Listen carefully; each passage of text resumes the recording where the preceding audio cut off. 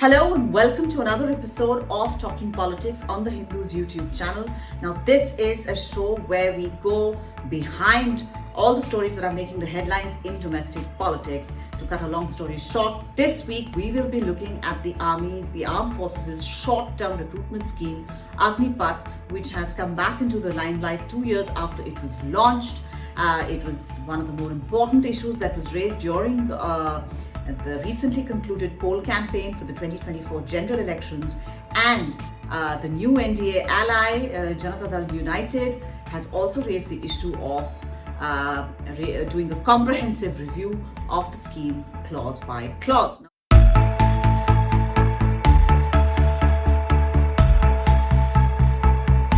Now, why has this issue bounced back, quite apart from the fact that it was raised during the election campaign? It reflected the anxieties among the young, and it came into the forefront during the election campaign. But also, Agniveer Ajay Kumar's death and his family's claims that the 1 crore compensation which was due to the family was not paid. This was also taken up by the opposition, and the army later clarified that the family was paid around 98.3 lakhs.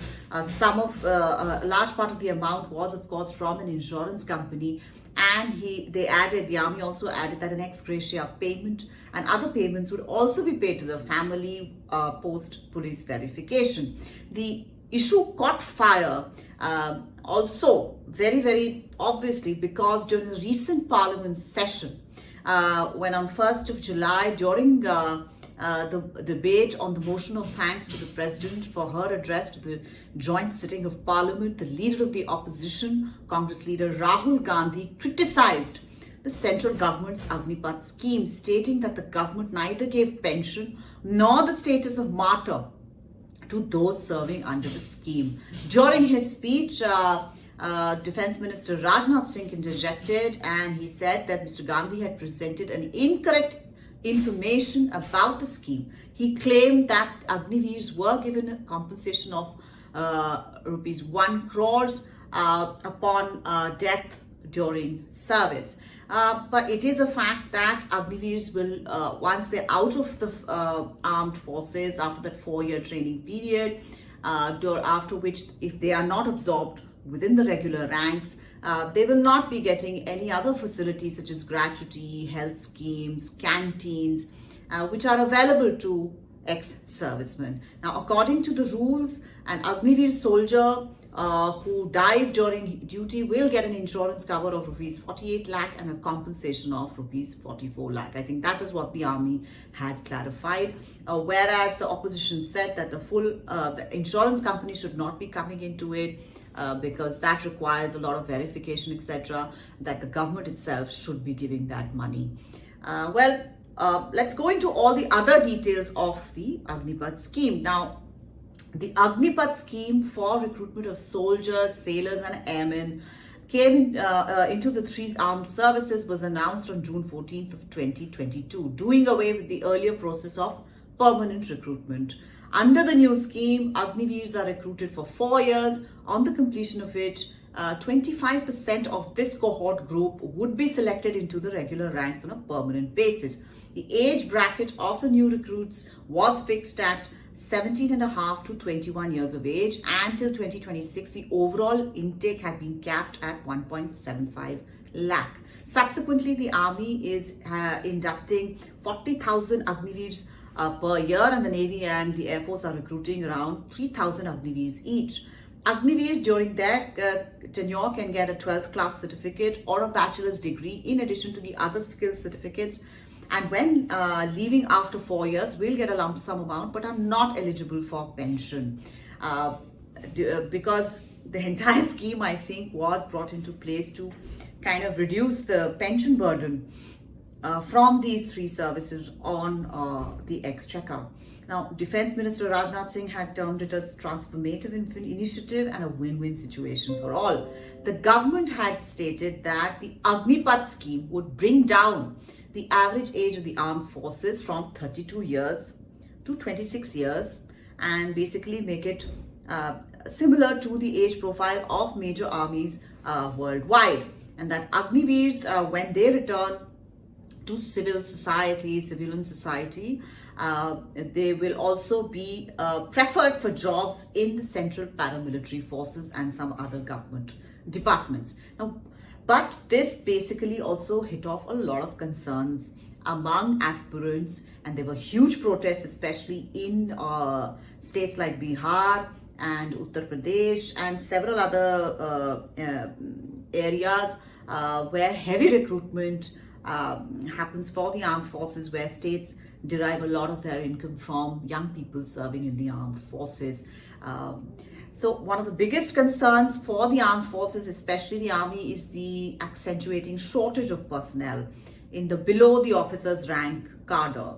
That there was no recruitment during the COVID-19 period for over 2.5 years, which created a deficiency. For context, around 60,000 soldiers retire from the army every year, while 40,000 are being recruited every year.